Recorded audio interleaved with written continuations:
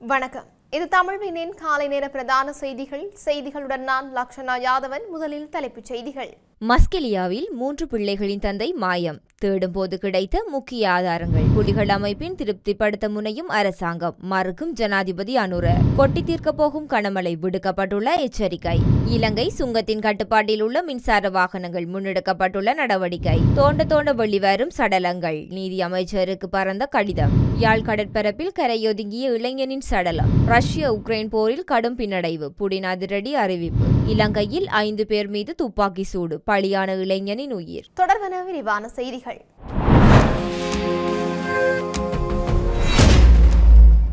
மஸ்கெலியா பிரமன்லோ பகுதியைச் சேர்ந்த 3 பிள்ளைகளின் தந்தையை காணவில்லை என்று மஸ்கெலியா போலீஸ் நிலையத்தில் முறைப்பாடு செய்யப்பட்டுள்ளது. அவர் தேடப்பட்டு வந்த நிலையில் அவரது ஆடை மற்றும் பாதணிகள் மௌசாகலை ஆற்றின் கரையோரத்தில் காணப்பட்ட நிலையில் ஆற்றில் தேடும் பணிகள் இடம்பெற்று வருகின்றன.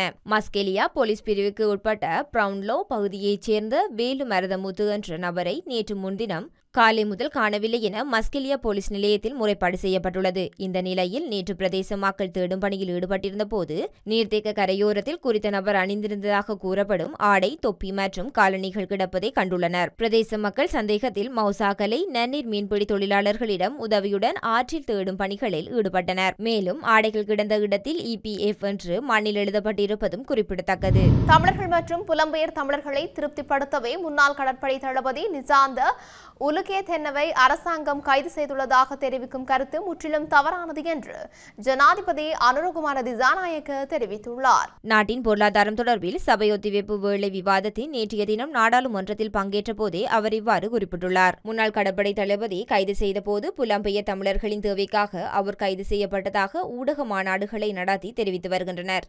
நீதிமன்ற தீர்ப்பின் மூலமே அவர் கைது செய்யப்பட்டுள்ளார். விசாரணைகளுக்கு அமைய அவருக்கான தண்டனை வழங்கப்பட்டுள்ளது. அவரை கைது செய்து தமிழீழ விடுதலை புலிகள் அமைப்பை திருப்திப்படுத்த அரசாங்கம் முனைகின்றது என்று கூறுவது விந்தையாக உள்ளது. கோட்டபாய அரசாங்கம் உள்ளிட்ட முன்னைய அரசாங்கங்கள் பல பயண தடைகளை விதித்திருந்தனர் என குறிப்பிட்டார். மேற்கு சப்ரகமுவ மற்றும் வடக்கு மாகாணங்களிலும் நுவரெலியா, கண்டி, புத்தளம், காலி மற்றும் மாத்தறை மாவட்டங்களிலும் பலத்த மழை பெய்யும் சாத்தியம் இருப்பதாக தெரிவிக்கப்பட்டுள்ளது. குறித்த விடயத்தை வளிமண்டலவியல் திணைக்களம் ஒன்று வெளியிட்டுள்ள அறிக்கையில் குறிப்பிட்டுள்ளது. பிற்பகல் 1 மணிக்கு பிறகு ஊவா மாகாணத்திலும் மட்டக்களப்பு மற்றும் அம்பாறை மாவட்டங்களிலும் சில இடங்களில் மழை அல்லது இடியுடன் கூடிய மழை பெய்யக்கூடும் என தெரிவிக்கப்பட்டுள்ளது. மேலும் இடியுடன் கூடிய மழை பெய்யும் போது தற்காலிகமாக பலத்த காற்று மற்றும் மின்னல் தாக்கத்தால் ஏற்படும் சேதங்களை குறைக்க போதுமான முன்னெச்சரிக்கை நடவடிக்கைகளை எடுக்குமாறு தெரிவிக்கப்பட்டுள்ளமை குறிப்பிடத்தக்கது. இலங்கை சுங்கம் தனது கட்டுப்பாட்டில் உள்ள 991 ரக மின்சார வாகனங்களை பல நிபந்தனைகளுக்கு உட்பட்டு விடுவிக்க ஒப்புக்கொண்டுள்ளதாக இன்று மேன்முறையீட்டு நீதிமன்றத்திற்கு தெரிவிக்கப்பட்டுள்ளது. இறக்குமதி செய்யப்பட்ட வாகனங்களை நீண்ட காலமாக தடுத்து வைத்திருப்பதை எதிர்த்து Jones hills CG auto private limited தாக்கல் செய்த மனுவை விசாரணையின் போது இந்த விடயம் தெரிவிக்கப்பட்டது. நீதிமன்றத்தில் முன்வைக்கப்பட்ட சமர்ப்பிப்புகளின்படி சர்ச்சைக்குரிய வரி வேறுபாட்டை குறைக்க ₹3.6 பில்லியன் தொகையை அரசுக்கு சொந்தமான வங்கி மூலம் வங்கி உத்தரவாதங்களாக வழங்க வேண்டும் என்று சுங்கம் நிபந்தனை விதித்துள்ளது. அத்துடன் உத்தரவாதம் தொடர்பில் வட்டி செலவுகளை மனுதாரர் ஏற்க ஒப்புக்கொண்டுள்ளார். முதலில் வைத்திருக்கும் 997 வாகனங்களில் 6 வாகனங்கள் தொடர்ந்து விசாரணைகளுக்காக காவலில் இருக்கும் எனவும் மீதமுள்ள 991 முன்மொழியப்பட்ட விதிமுறைகளின் கீழ் விடுக்கப்படும். முன்மொழியப்பட்ட நிபந்தனைகளுக்கு மனுதாரரின் பகுதியளவு உடன்பாட்டை தொடர்ந்து கோடிட்டு காட்டப்பட்ட விதிமுறைகளின் கீழ் வாகனங்களை விடுவிப்பதை தொடர சுங்க பணியாளர் நாயகம் நீதிமன்றத்தில் ஒப்புதல் தெரிவித்தார். மனித புதைகுழி விவகாரம் தொடர்பில் சுயாதீனமானதும் பக்கசார்பற்றதுமான நடவடிக்கையை உறுதிப்படுத்துமாறு நீதியமைச்சர் ஹர்ஷன நாணயக்காரவிடம் மாற்றுக் கொள்கைக்கான நிலையம் வலியுறுத்தியுள்ளது.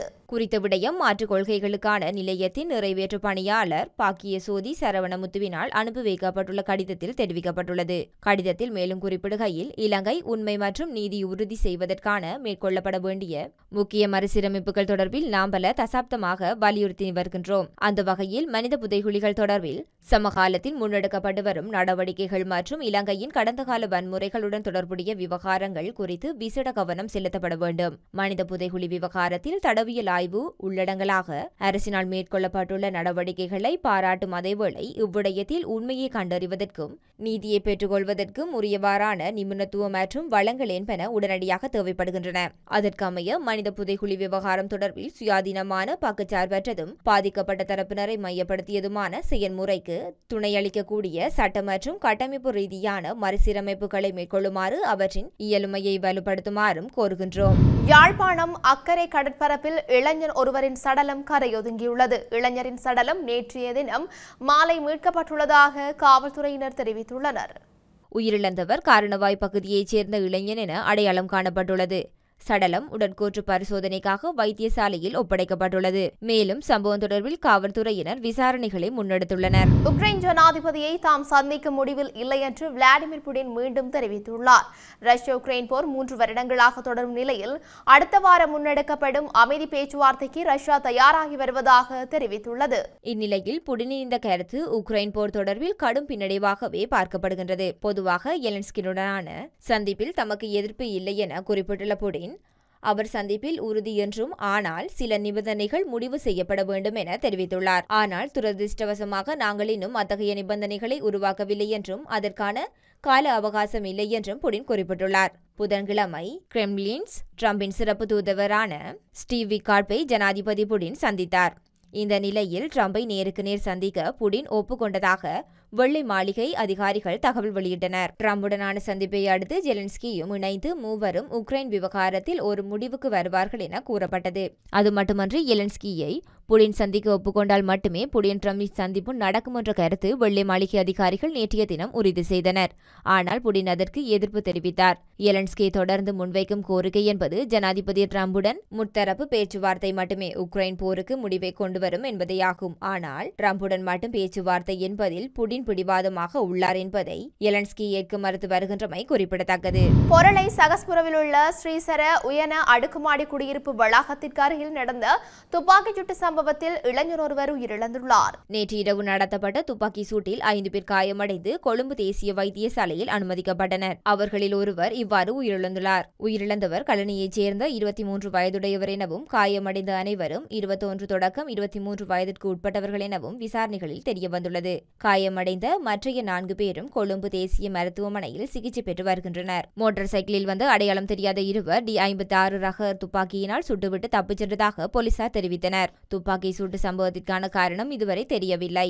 இருப்பினும் இந்த சம்பவம் பாதாள உலோக குழுக்களுக்கு இடையிலான மோதலாக இருக்கலாம் என போலீசார் சந்தேகிக்கின்றனர். இன்று நடைபெற இருந்த கிரிக்கெட் போட்டியை ஏற்பாடு செய்து கொண்டிருந்தவர்களை குறிவைத்தே இந்த துப்பாக்கி சூடு நடத்தப்பட்டதாக போலீசார் தெரிவித்தனர். செய்திகள் நிறைவாக மீண்டும் தலைப்புச் செய்திகள். மஸ்கெலியாவில் 3 பிள்ளைகளின் தந்தை மாயம். தேடும் போது கிடைத்த முக்கிய ஆதாரங்கள். புலிகள் அமைப்பின் திருப்திப்படுத்த முனையும் அரசாங்கம், மறுக்கும் ஜனாதிபதி அனுர.